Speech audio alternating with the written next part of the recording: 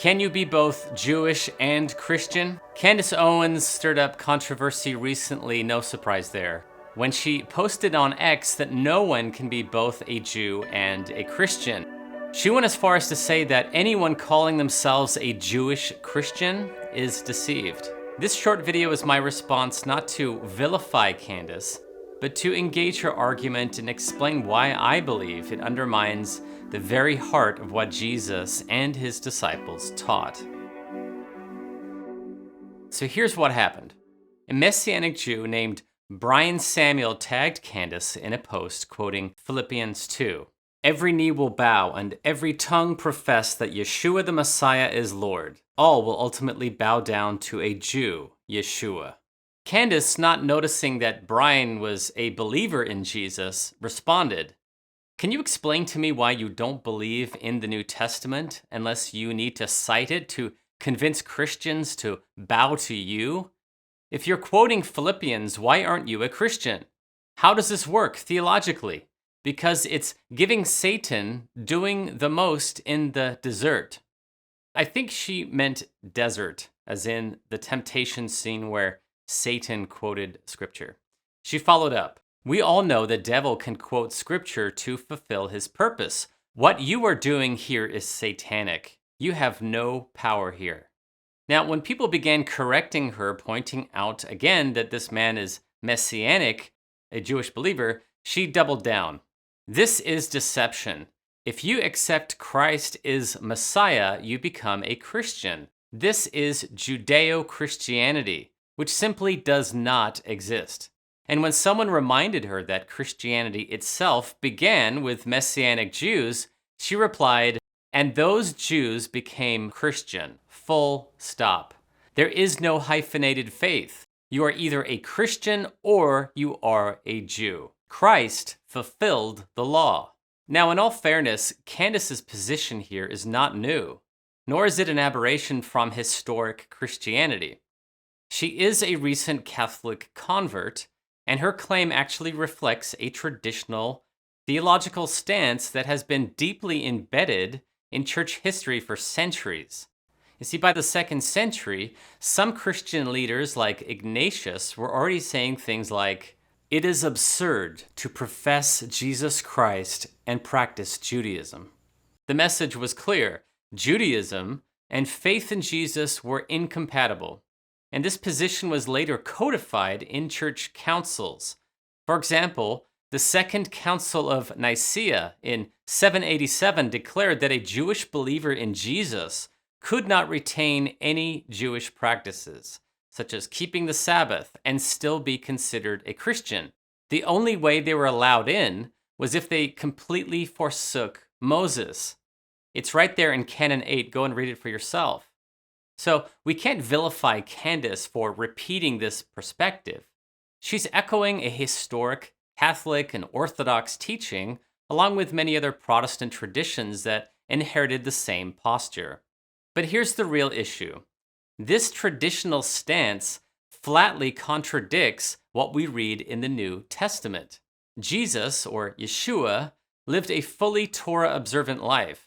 He never told his Jewish disciples to abandon Judaism. The same goes for the apostles. Take Paul, for example. People often talk as though Paul converted to Christianity, and he changed his name from Saul to Paul, leaving Judaism behind. But that's simply not the case at all. Actually, Paul retained both his Hebrew and his Greek name. Many Jews at that time had two names. And Paul never stopped identifying himself as a Jew, an Israelite, a Hebrew of Hebrews. Paul continued living as a Torah-observant Jew like all the other disciples. The book of Acts tells us plainly. Luke, who by sheer word count is the largest contributor to the New Testament, records both the life of Jesus, what we call the Gospel of Luke, and the life of his earliest followers, what we call the book of Acts. To keep it brief, I'm just going to read from one chapter to easily demonstrate my point. In Acts 21, Paul returns to Jerusalem. The Jewish leaders there say to him, "You see, brother, how many tens of thousands there are of Jews who have believed, and they are all zealous for the law. Many English translations render it many thousands, but the Greek word here is myriades, literally tens of thousands. It's the same word in Revelation used to describe innumerable hosts of angels. So we're not talking about, just a few thousand believers, but potentially 30, 40,000 Jewish followers of Jesus at that time. And Luke is clear, every single one of them remained zealous for the Torah.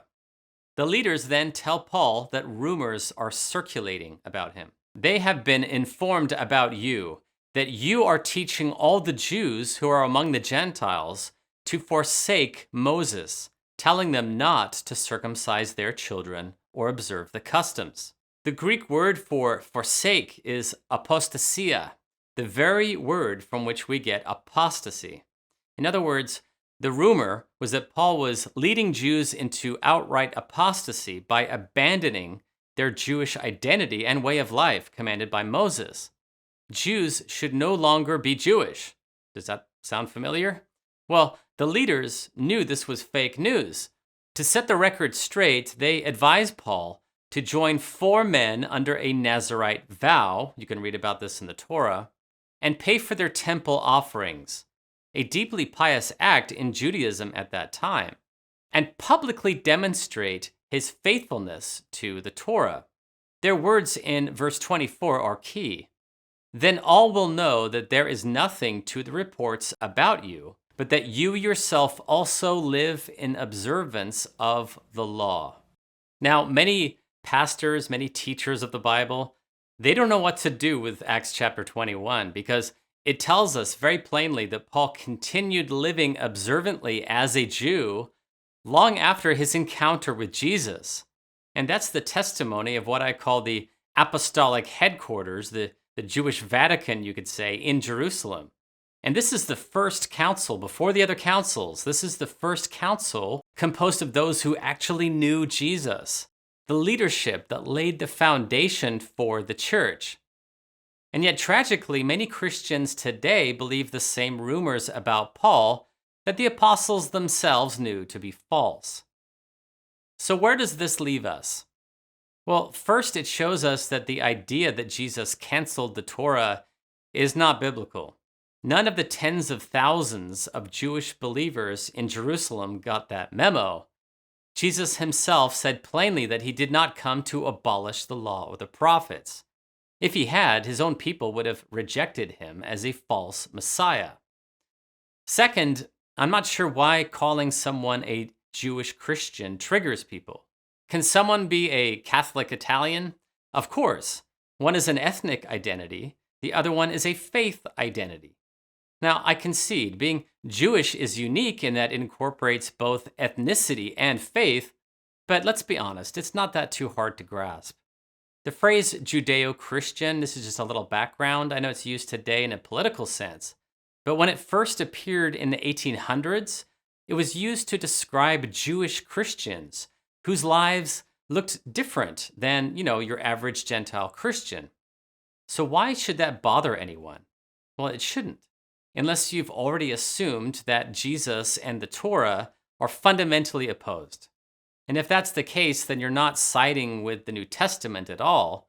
You're siding with tradition over text. So, can you be both Jewish and a Christian? Well, it depends. According to church councils, the answer is no. According to the New Testament, as we have seen, the answer is an absolute yes. The earliest believers knew better.